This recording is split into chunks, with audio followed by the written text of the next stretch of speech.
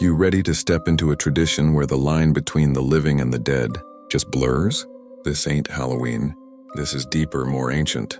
I'm talking about the real deal night when, legend has it, the dead come back for a visit. The Day of the Dead. This all started way before the Spaniards showed up. Back when our ancestors, the Mexica, the Maya, the Purépecha, honored their dead with offerings, flowers, and food, believing the souls would return to visit the living. Nowadays, this tradition is a mashup of Catholic customs and ancient beliefs about death. That's why it goes down on November 1st and 2nd, lining up with All Saints' Day and All Souls' Day.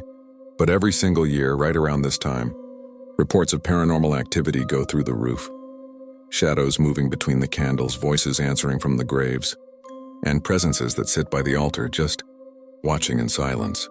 Today I'm inviting you to stick around till the end, if you've got the guts. Because the stories you're about to hear will make you look at your own altar in a whole new light. If you're into scary stories and legends that defy all logic, hit that subscribe button and drop a like so we can keep exploring the creepy side of our folklore together. But be warned, not everyone who makes it to the end will be getting any sleep tonight.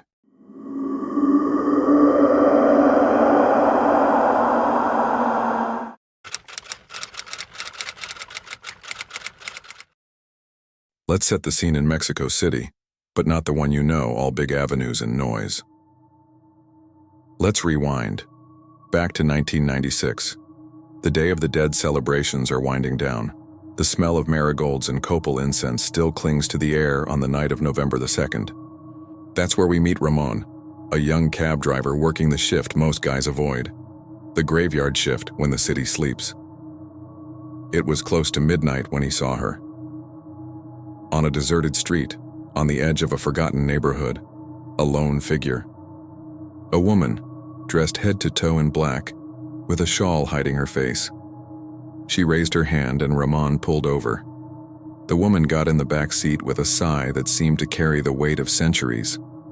"Take me to Devil's Alley, son," she said.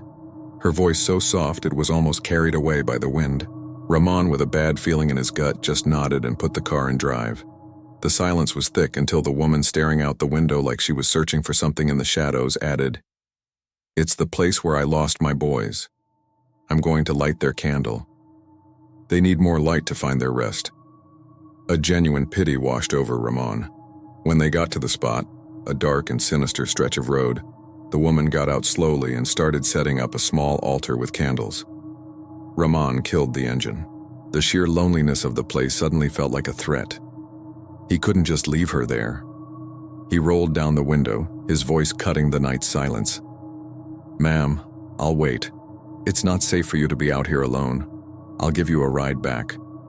The woman, who was kneeling in front of the candles, froze, and then she slowly turned to face him. In the pale moonlight, Ramon saw her face for the first time. It was pale, marked by an eternal sadness. But in her eyes, there was a supernatural peace. She gave him a smile so melancholy it stole his breath. "Thank you, Ramon," she whispered. The fact that she knew his name left him paralyzed. "You're a good man. Not all the living are so considerate of those of us who linger." Before Ramon could process those words, before he could even react to that linger that hit him like a punch to the gut, the woman's figure began to fade.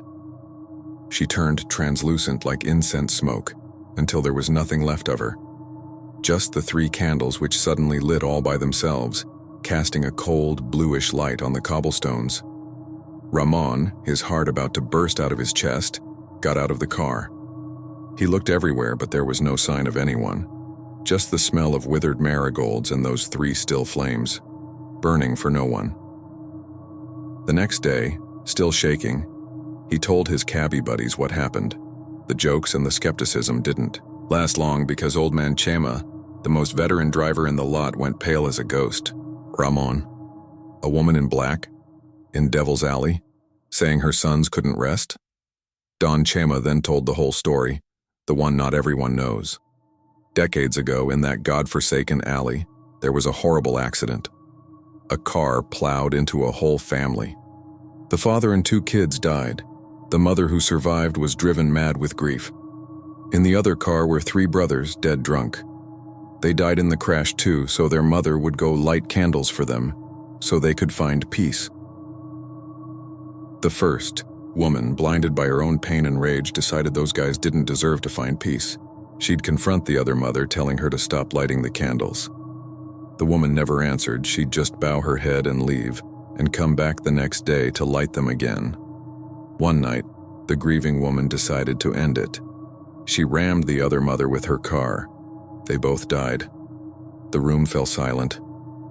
The legend, Don Chema continued, says the soul of the murdered mother never found peace. Her guilt and her sorrow are so huge that every Day of the Dead, she returns to the scene of the tragedy, to light the way for her sons, and in that moment, Ramon remembered the phrase the woman had said to him before she vanished. Not all the living are so considerate of those of us who linger.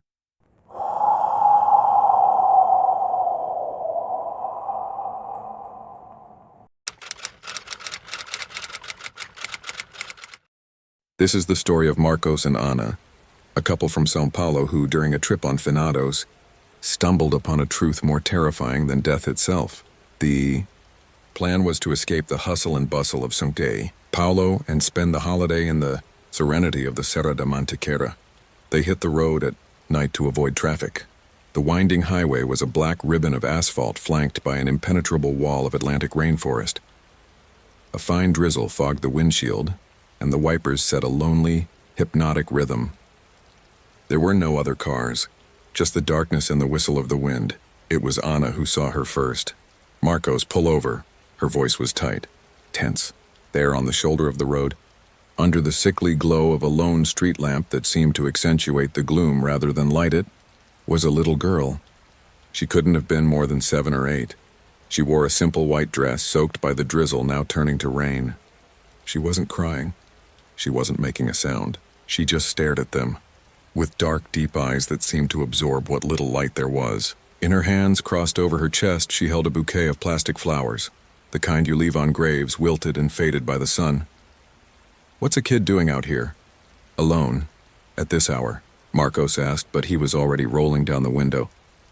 "I don't know, but we can't just leave her," Ana replied, her heart pounding. Something about the girl's stillness made her skin crawl. "Are you okay, sweetie? Where are your parents?" Marcos shouted against the wind. The girl didn't answer. She just tilted her head slightly and with an unnatural slowness extended her thin, pale arm, pointing down the road that vanished into the blackness, in the direction they were headed. She must be lost. "We'll take her to the next town," Marcos said, decisive as he opened the door. Ana wanted to protest, a gut feeling screaming at her that this was a bad idea, but compassion won out. The girl got into the back seat in silence. She made no sound. She didn't drip water on the upholstery. She just sat there, rigid, clutching the bouquet of plastic flowers to her chest. A smell of damp earth and withered flowers filled the car. Marcos started driving again, but the mood inside the car had turned heavy. Ana kept looking in the rearview mirror. The girl didn't blink. Her gaze was fixed on the back of Marcos's neck. "What's your name, sweetheart?" Ana asked, trying to sound calm. The response wasn't a name. It was a small, cold voice that came from the back seat. "Will you stay with me?" Marcos hit the brakes instinctively, but it wasn't his foot that caused the accident. At that exact moment, a tall, blurry figure, a male silhouette made of shadow and rain, materialized right in the middle of the road.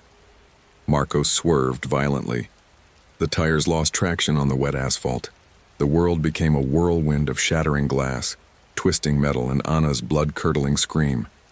The silence that followed was absolute. Miraculously, they both survived. Marcos with a broken collarbone and Ana with superficial cuts and deep shock. Their car had flipped into a ditch. What found them wasn't an ambulance, but a couple of guys in an old pickup truck, neighbors from the town they were headed to.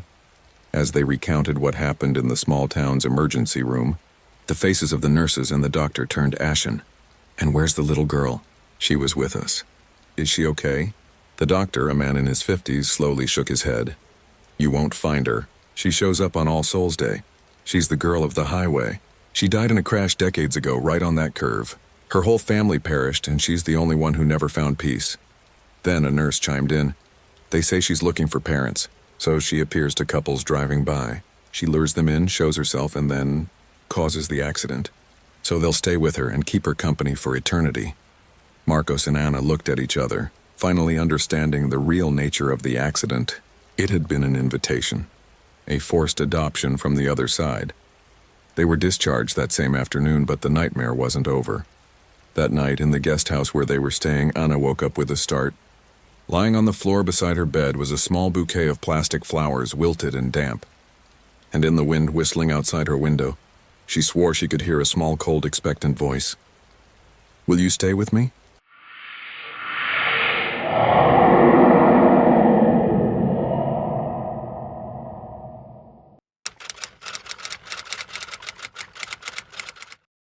In a small town in Guatemala, the mountains get shrouded in fog in November, and the air fills with the scent of tamales, incense, and yellow flowers. It's the eve of All Saints' Day, and families are already setting up their altars with fruit, atoll, and candles to welcome back the souls of the departed. But not all families celebrate the same way. Samuel, a man in his early 30s, had distanced himself from the old customs of his mother, Doña Teresa. She, a woman of old faith, still believed in the returning souls in prayers and in the power of candlelight. Samuel, on the other hand, had become evangelical, convinced these practices were the devil's work. Maria, his wife, was a quiet woman who tried to keep the peace between mother and son. They all lived in the same family home, an adobe and tile house that had belonged to generations before them. That November 1st, Teresa prepared her altar as she did every year. She put out fresh fruit, corn tamales, a bottle of aguardiente, and 3 large candles. In the center, she placed a black and white photo of great-grandfather Manuel, the patriarch who had built the house and who, according to Teresa, still watched over his descendants. Samuel watched it all from the doorway, arms crossed. "Mom, I've told you that's not right. You need to let Grandpa rest," he said, his voice firm. "It's not about bothering him, son," Teresa replied without looking up. "It's about remembering him. We don't forget the dead because if we forget them, they get lost." Maria intervened, trying to soften the tone. "Samuel, having the altar won't hurt. It's just for one night," he scoffed, annoyed. "I don't want idols in my house. If Grandpa is with God, he doesn't need food or candles." Teresa looked at him with sadness. "I'm just asking for respect, son. It's your own blood on that altar." That night, while she slept in her room, Samuel snuffed out the 3 candles burning beside the photo. "Let the soul rest once and for all," he muttered. Maria saw him do it, but said nothing. An icy draft swept through the house. The neighborhood dogs started howling and thunder rumbled in the clear sky. The next day, Teresa woke up early and found the candles extinguished, the food disturbed, and the great-grandfather's photo face down. "Samuel," she said, angry, "did you put out the candles?" He didn't even turn to look at her. "I told you that stuff is heresy." That afternoon, the wind blew fiercely, making the giant kites in the sky sway like floating souls. Maria noticed the atmosphere felt thick, heavy. A smell of dampness filled the house, and the light seemed dimmer than usual. Night fell. Teresa was praying in her room, and Samuel was watching TV with Maria in the living room. Suddenly, the screen started flickering. A sharp knock sounded at the patio door. "Must be the wind," he said, puzzled. The knock came again, then another, louder, as if someone was pushing from the outside. Maria looked at him, pale. "Samuel, what if it's a robber?" He got up, grabbed his machete, and walked to the door. When he opened it, no one was there. Just the cold mountain air and the sound of dry leaves rustling. But as he closed the door, he saw it. A tall, hunched shadow was standing by his grandfather's altar. The candle, which Samuel had extinguished the night before, was burning again with a bluish flame. The figure turned slowly. It was an old man, thin with a sunken face, dressed in an old linen suit. His skin looked like it was made of earth. His eyes were 2 dark pits. Maria screamed. Samuel stumbled backward, tripping over a chair. The air smelled of aguardiente and burnt wax. "Why did you take my light, boy?" said a deep, trembling but firm voice. Samuel could barely speak. Who are you?" The old man took a step forward. "I'm the one who gave you a roof, blood, and a name, and now you come to snuff out my rest." Teresa came out of her room, praying out loud. "Forgive him, Grandfather Manuel. He doesn't know what he's doing." The specter looked at her and nodded slowly. "You remember me, daughter, but him," he looked at Samuel. He doesn't believe in the dead, and the dead don't forget. The floor began to tremble. The glasses on the altar fell and fruit rolled across the floor. Maria clung to Samuel, sobbing. "Ask for forgiveness," she begged him. "Ask him for forgiveness." Samuel fell to his knees, looking at the photo that now burned on the altar. "Forgive me, grandfather. I meant no disrespect." The air calmed. The old man's figure began to fade like smoke dissolving into the mist. Before disappearing completely, he murmured, "Do not extinguish the light of the one who gave you life." And the house fell silent. The next morning, Teresa found the 3 candles lit and burned halfway down, though no one else had touched them. On the floor in front of the altar were the prints of bare feet marked in ash. Samuel never argued about it again. Since then, every year on November 1st and 2nd, he himself lights the great-grandfather's candles. He doesn't pray like his mother or put out offerings, but he places the candles with respect. He never saw that shadow again. Though sometimes, while he's asleep, he feels a rough hand rest on his shoulder and a hoarse voice whisper in his ear, "Thank you for not leaving me in the dark."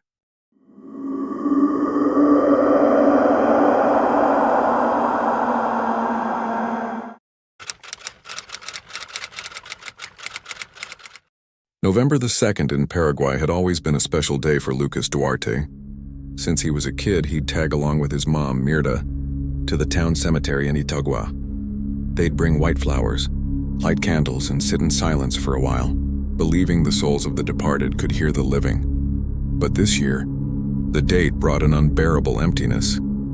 His mother had died just 3 months before after a long illness.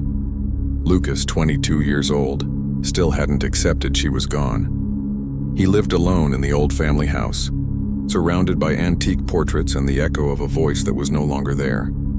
It was a humid night, the sky overcast, the air heavy with the smell of jasmine. The neighbors had left their candles burning in front of their houses. Lucas, not feeling up to going out, decided to lock himself in, listening to a playlist of Christian songs his mom used to play. Around midnight, the wind howled and one of the windows slammed open. Lucas got up to close it, but he froze. The scent of her favorite perfume, that sweet, floral scent that was so her, filled the room. "Mom," he whispered, his throat tight. The air shifted slightly and one of the candles on the table lit itself. Lucas fell to his knees, sobbing. "I knew you'd come. I knew you wouldn't leave me alone." He stayed like that, talking to her in a low voice, telling her how much he missed her. But as the minutes passed, the air began to change. The perfume grew heavier, cloying, until it was downright sickening. Then came another smell, a mix of dampness, rotting flesh, and withered flowers. Lucas's body tensed.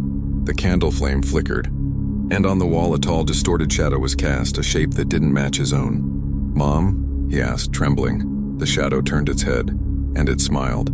The next morning, Lucas woke up on the floor, the candles out, his body chilled to the bone. His neck was covered in bruises, as if someone had grabbed him with immense strength. He tried to convince himself it was a dream, a hallucination from grief and exhaustion. But the nights that followed were worse. Objects moved on their own. Lights flickered for no reason. The stench of rot returned, always at the same time, midnight on the dot. And worst of all, he heard footsteps dragging down the hall, stopping right outside his door. One night, his girlfriend Valeria decided to stay over. She didn't fully believe in the supernatural, but she believed in his fear. "Maybe you're dreaming, honey. Maybe everything with your mom has you on edge," she said, holding him. At 11:45, the room turned ice cold. Valeria shivered. "Why is it so cold?" she asked. Then they heard a hard knock on the wall. Once, twice, 3 times, Lucas got up, his face a mask of terror. "It's starting again." The TV turned on by itself, showing static. Through the white noise, a distorted voice whispered, "My son." Valeria screamed. Lucas fell to his knees, crying again. "Mom, it's me!" The stench of decay filled the room. The candles lit themselves one by one, and on the wall the shadow reappeared, taller, more twisted. Valeria yanked his arm. "We're getting out of here." They ran out into the street. Lucas could barely breathe. They spent the night at her place. Lights on, not sleeping a wink. The next day, they went to see a local pastor, a friend of Valeria's father, known for performing deliverance prayers. Lucas told him everything, the smells, the shadows, the voice. The pastor listened silently, then asked him, Did you speak to that presence? Lucas nodded. I thought it was my mom. The pastor looked at him gravely. Sometimes, evil spirits disguise themselves as the ones we love, because that's how they get you to let your guard down. That afternoon, the pastor and 3 members of his prayer group went to the house. They entered with Bibles, crosses, and candles. The atmosphere was heavy. The air smelled of old dampness. As they prayed, the doors slammed shut. The walls creaked as if they were breathing.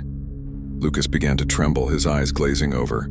A guttural murmur came from his mouth, a voice that wasn't his own. He called me, and I came. The pastor raised his voice, praying with power. Valeria began to cry, holding Lucas's hand as he writhed and convulsed.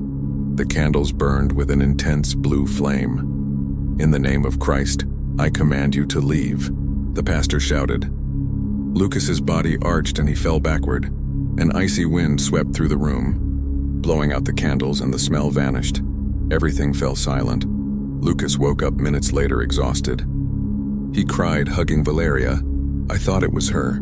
I felt her voice, but there was no love in it. Only rage. The pastor looked at him with compassion. That wasn't your mother. She is at rest. What came was something that took advantage of your pain. Before leaving, they placed a cross over the door and blessed the house. Lucas sold the property months later and moved with Valeria to Asuncion. Every year, when the Day of the Dead comes, he lights a candle for his mother. And sometimes when the wind blows from the north, he thinks he hears her voice, soft, distant, but now filled with peace. My son now. I am finally home.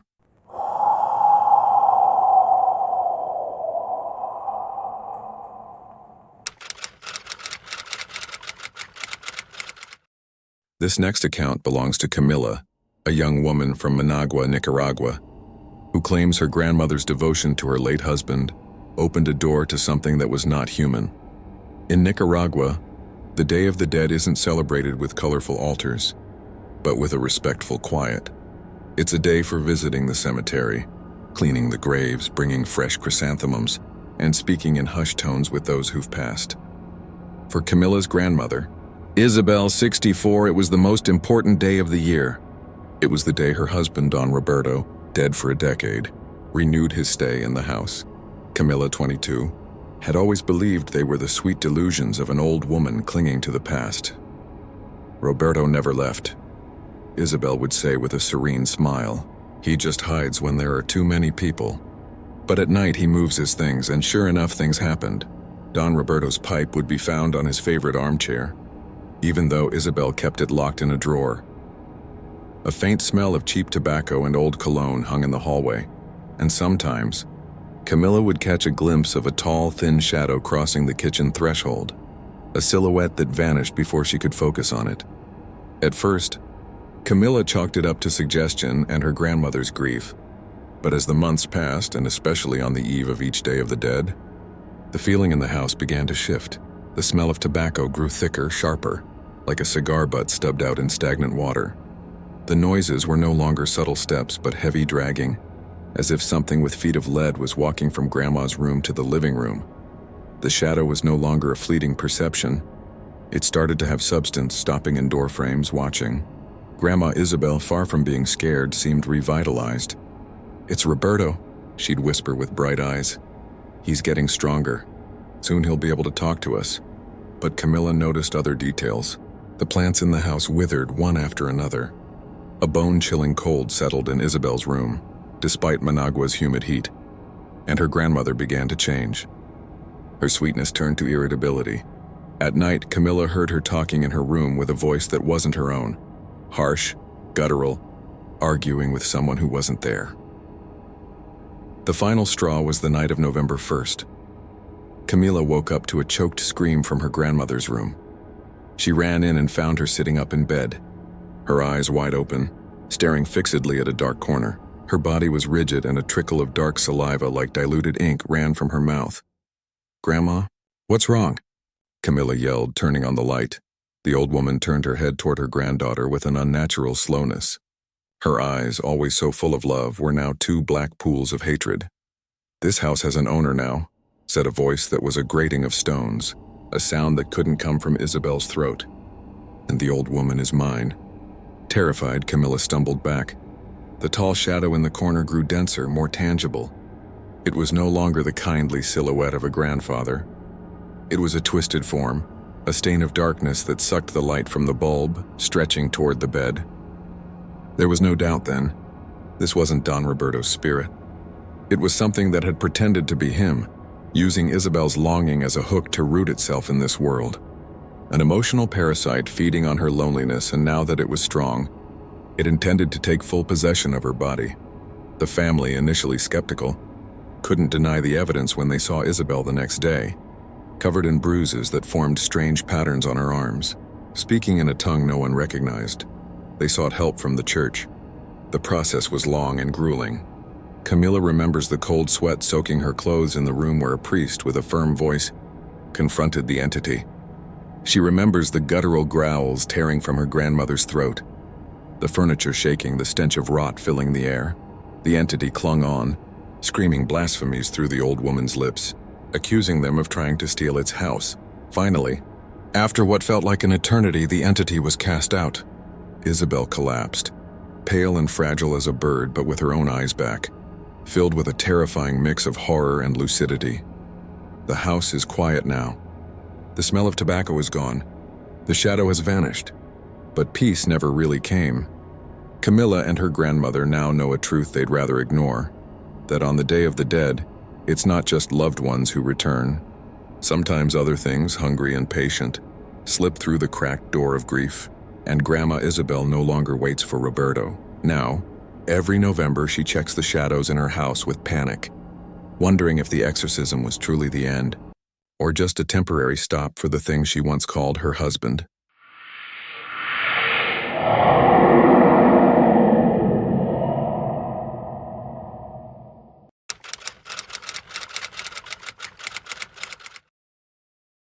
This is an account from the municipal cemetery of San Mateo, a burial ground in a forgotten Venezuelan town, where the peace of the dead was shattered not by time, but by the desperation of the living.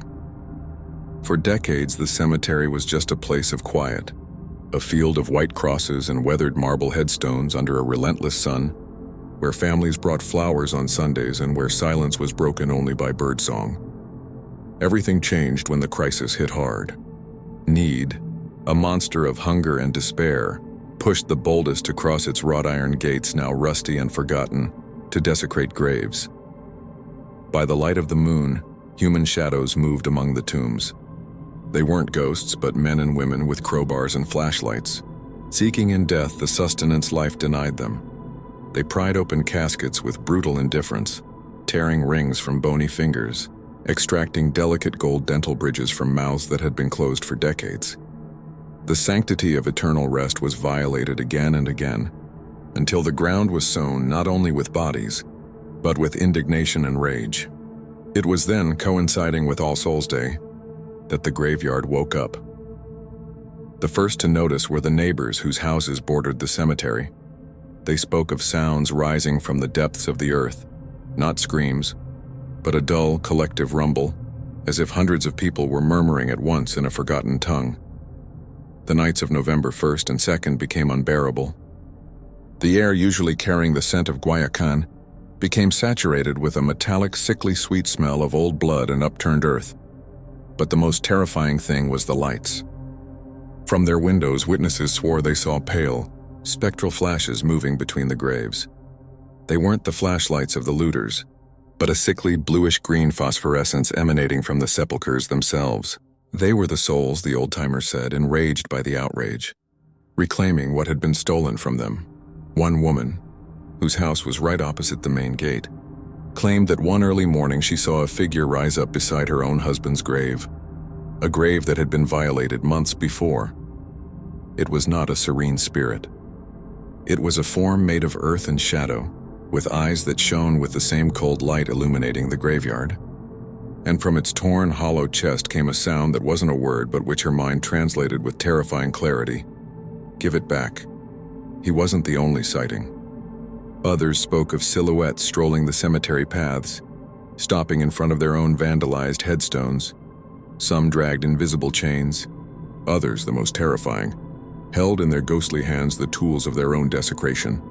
rusted crowbars and cold chisels, as if the act of violating their rest had become their eternal punishment.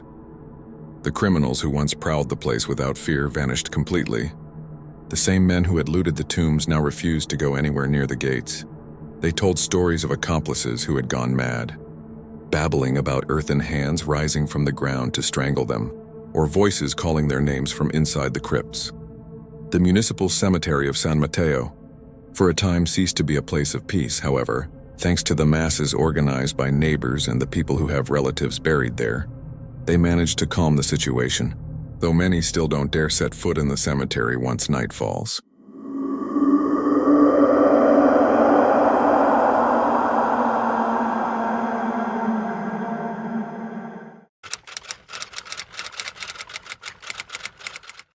The following account belongs to the Restrepo family from Cali, Colombia. A story where resentment woven with threads of witchcraft proved that some curses don't end with death, but drag on beyond the grave. It all started with a man named Javier and a woman of sullen beauty and unsettling magnetism, known in the city's darker circles for her witchcraft services.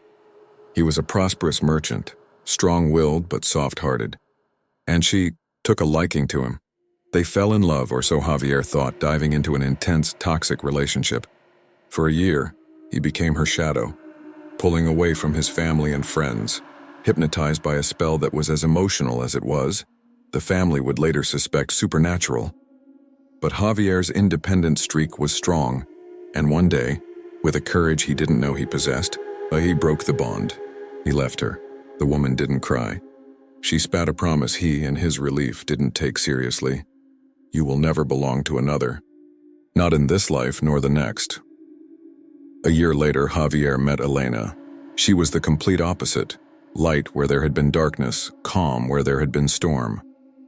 They married, and for a brief time, happiness seemed possible until things started to fall. Literally, objects would tear off the walls and fly across the room. When Elena was alone, a smell of sulfur and rotten flowers stagnated in the bedroom. Javier began waking up with finger-shaped bruises around his neck and had recurring dreams of his ex approaching his bed to whisper, "Come back." They were direct attacks, pure and simple witchcraft. The desperate Restrepo family found refuge in an evangelical church. It was months of spiritual warfare, whole nights of prayer, of hymns echoing against an invisible presence that growled from the corners. They apparently managed to build a wall of faith around themselves. The heaviness lifted, the phenomena ceased. Javier's ex became a ghost of the past, a nightmare overcome. For over a decade, they lived in a peace they believed was unshakable. The first real blow, the one that proved the truce was an illusion, was the illness of Javier's father, Don Hernan. A robust, healthy man, he suddenly began to waste away. Doctors at the best clinics in the country were baffled. It wasn't cancer, it wasn't an infection, it wasn't anything they could name or treat. It was as if his vitality was being drained by an invisible sponge. In 3 months, Don Hernan was a mere echo of himself. In the room, it sometimes smelled of rotten flowers. He died silently, his eyes open, staring in terror at an empty corner of the room. His death left a void full of unanswered questions and a dull fear that was reborn. But it was on the eve of All Souls' Day that the horror fully materialized. Elena woke with a start long after midnight. A sound was coming from the living room, a deep, wrenching sob laden with a grief that chilled the blood. It wasn't a human cry. It was the sound of a soul being torn apart. Stealthily, she left the bedroom and peered through the living room door. There, kneeling in the center of the room, bathed in the faint moonlight filtering through the window, was the figure of Don Hernan. It was a translucent silhouette, a negative of light in the darkness vibrating with an energy of pure agony. This was not the serene specter of a man at peace. His body was hunched over by an invisible pain. His ghostly hands clutched at his own chest, as if trying to rip something out from within, and from his mouth a dark void came that eternal, desperate weeping. He didn't see them. He was trapped in his own torment, an infinite repetition of his death. But then the figure slowly turned its head toward Elena. In the hollows of its eyes there was no peace, no love, only absolute terror and a mute plea. A voice, which wasn't a sound but a thought forcibly implanted in her mind, resonated in the living room. She won't let me pass. She has me bound. It hurts. The family understood then the true nature of the curse. That witch hadn't just poisoned Javier's life. She had caused his father's death and now wouldn't let him rest. She was using his spirit as a pawn, an eternal message of her power and her spite. His father was in a prison of torment, and his apparition was a cry for help from the other side. What followed wasn't an exorcism, but a rescue. For 7 days and 7 nights, the family and church pastors took turns in the living room, praying, singing psalms, declaring the liberation of Don Hernan's soul in the name of their faith. They weren't fighting a demon, but the dark bond a witch had tied around the spirit of an innocent man. The nights were the worst. The temperature would plummet. The spectral weeping would intensify, and sometimes, beneath the smell of incense and wax, the nauseating scent of withered flowers, the witch's signature would seep in, fighting not to let go of its prey. On the 7th day at dawn, something shifted. The figure of Don Hernan, which had grown fainter but no less anguished, straightened up for the first time. The weeping ceased. For a moment his translucent form filled with a warm golden light. He looked at his family again, and this time in his eyes there was no fear but infinite gratitude and a final peace. With a serene smile they hadn't seen on him since before his illness, the figure dissolved into 1,000 specks of light that rose and vanished into the morning air. The Restrepo family breathes easier, but they are not cured. They know that witch is still out there somewhere in the city. Her resentment is a fire that won't go out. They still hold masses and light candles for Don Hernan's soul, not only to honor his memory, but to reinforce the light that freed him. It's a constant reminder that for some, love is possession, and for that kind of love, death is not an end, but just another battlefield.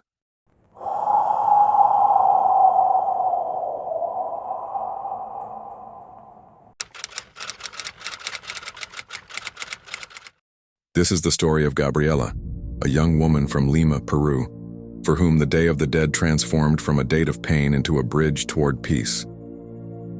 For Gabriela, the day was a bitter reminder. 2 years weren't enough to get used to the silence in her house in Rimac, a quiet that screamed the absence of Don Augusto and Doña Carmen, her grandparents. They had been her pillars, her refuge. When her parents became blurry memories, Don Augusto with his calloused mason's hands and Doña Carmen with her wisdom of herbs and advice wove a childhood full of firm, simple love. The pandemic caught them with cruelty. They survived, but the virus took their vigor, leaving fragile lungs and tired hearts. Don Augusto went first one June morning, in his sleep. Doña Carmen, whose whole world was her husband, followed him just 3 months later, as if the bond that united them was stronger than life itself. Gabriela was left alone. Anger and sadness were a knot in her chest. The most painful thing was the injustice she felt. Just when she, now with a good job, was starting to pay them back for everything they gave her. She had the blueprints on the table: expand the kitchen, give them a new bathroom with heating, buy the orthopedic bed Doña Carmen wanted so badly. Life robbed them of time and her of the chance to thank them in life. That November the 2nd, Gabriela went to the cemetery as she should. She cleaned their shared headstone, brought them purple chrysanthemums, and, following tradition, left them an offering with their favorite sweets. But her heart wasn't in the ritual. It was anchored in a grief that refused to become serene memory. That night, exhausted from crying and the weight of memory, she fell into a deep and strangely vivid sleep. It wasn't a common dream. It was so real she could feel the rough texture of the embroidered tablecloth in the living room, and the smell of the basil Doña Carmen always grew on the windowsill. And there, sitting in his armchair and her rocking chair, were they. They weren't the fragile, sickly figures of their final days. Don Augusto had the tanned face and strong hands of his working years. Doña Carmen wore her wide smile without a hint of pain in her eyes. A warm light, like that of sunset, enveloped them, emanating a peace Gabriela hadn't felt in years. "My girl," said Doña Carmen's voice, a sound that was like a caress to Gabriela's soul. "Why are you carrying so much pain?" Gabriela tried to speak, but only a sob came out. "I miss you so much, and I feel like I failed you, that I didn't do enough for you in time." Don Augusto shook his head with his firm, loving gesture. "Failed us? Gabriela, look at us. We watched every one of your achievements with more pride than you can imagine. Seeing you graduate, seeing you become this good, strong, honorable woman, That was our greatest reward. But the house? The plans? She stammered. The house was already a home because you were in it. Doña Carmen interjected, her voice serene. Don't cling to the plans that never were. Embrace the life you have. Live it with joy. That's all we want for you.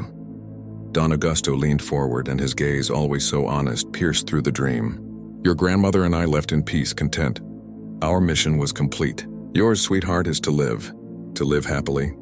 That is the best gift you can give us. A sensation of warmth and unconditional love, so tangible she could almost touch it, filled Gabriella's chest. It was a forgiveness, an absolution, and a push forward. All in one. I love you, she managed to say, tears now flowing from relief. And we love you always, they replied in unison, and their figures began to gently merge with the golden light. Gabriella woke at dawn. Her face was wet, but for the first time in 2 years, the weight in her chest had dissolved. A deep tranquility flooded her. She walked out to the living room, the same space she had inhabited in her dream. The air no longer seemed heavy with sadness, but with presence. She approached the house blueprints still on the table. With a calm smile, she folded them and put them away. They weren't a symbol of a broken promise, but the seed of a new beginning. Her inheritance wasn't a house to improve, but Don Augusto's resilience and Doña Carmen's kindness. She would honor their memory not with tears, but with a full life, just as they had asked her. That Day of the Dead, Gabriella lit a candle not as a gesture of mourning, but as a beacon of gratitude. Her grandparents hadn't left. They had just changed form, becoming the light that now guided her steps toward happiness.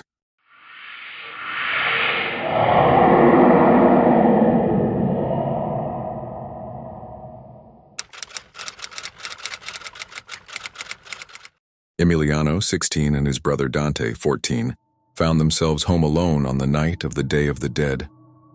Their parents had gone to fulfill the day's tradition at the town cemetery, trusting the boys would follow their instructions. But hunger, an urgent and reckless demand of adolescence, began to cloud their judgment. They scoured the nearly deserted neighborhood, where the only movement was the dancing shadows of marigolds in the moonlight. All the stores were closed. It was then that Dante's gaze landed on the patio of Senora Remedios, the next-door neighbor. There, resplendent under the faint glow of dozens of candles, stood a loaded Day of the Dead altar, and in the center, like a divine temptation, rested 2 panes de muerto, golden bread generously sprinkled with sugar. There for the dead, Emiliano muttered, though his stomach roared in rebellion. The dead won't taste them, Dante replied with reckless logic. They'll be stale by tomorrow. The darkness and silence became their accomplices. They climbed the fence with their hearts hammering in their chests. The air, heavy with the sacred scent of copal and marigolds, suddenly felt oppressive. With hands that trembled slightly, Emiliano took the 2 loaves. Their escape back home was tinged with guilt and adrenaline. In the artificial safety of their kitchen under the cold fluorescent light, they devoured the loot. Every bite was delicious, but a feeling of emptiness, cold and persistent, began to grow inside Emiliano. He felt a pang of remorse. The retribution was not long in coming. An hour later, while the TV murmured in the living room, the screen filled with static and the sound cut out. Then a sound froze the blood in their veins. Tuck, tuck, tuck. Dry rhythmic knocks on the wooden door, sounding hollow like fleshless knuckles. Emiliano cautiously peered out the window. The street was empty. But the knocks persisted, increasing in force, in urgency. A new sound joined the macabre symphony. A prolonged, high-pitched scraping as if long, sharp nails were being dragged from top to bottom across the wood. Terror pushed them to take refuge in Emiliano's room, locking the door. There, in the gloom, the phenomena intensified. Unintelligible whispers rose from the corners. A glacial cold seeped under the door, and the distinct smell of marigolds from the violated offering transformed into a stench of withered flowers. Dante let out a choked scream, pointing at the window. Pressed against the glass, a dark, misshapen silhouette was outlined against the night. A pair of pale yellow, hungry eyes watched them, not with anger, but with a voracious curiosity. The figure vanished, but the feeling of being stalked by something invisible persisted, turning the hours until dawn into an endless vigil of terror. With the first light of day, The phenomena ceased, but not the panic etched on their faces. Exhausted and pale, they went to find Señora Remedios to confess their crime. The old woman wasn't angry, but grave, which chilled them even more. "Foolish boys," she whispered with infinite sorrow in her voice. "The problem isn't the bread, it's the pact you broke. That offering was for a soul in passage. By stealing it, you didn't steal from me. You stole from her, and in doing so, you invited her in. You told her that here in this house there would always be food for one who no longer needs it. Under her guidance, the brothers spent the day cleaning the house with herbs, praying and setting up their own altar, begging forgiveness to the four winds for the offense they had committed. Peace gradually returned to their home, but the lesson was sealed in their memories. From then on, every Day of the Dead, the family altar always includes 2 additional penas de muerto. One, as a perpetual apology to the spirit they disturbed, and the other, as a silent reminder that some borders, no matter how tempting, exist for a reason, and crossing them has a price no living person is prepared to pay.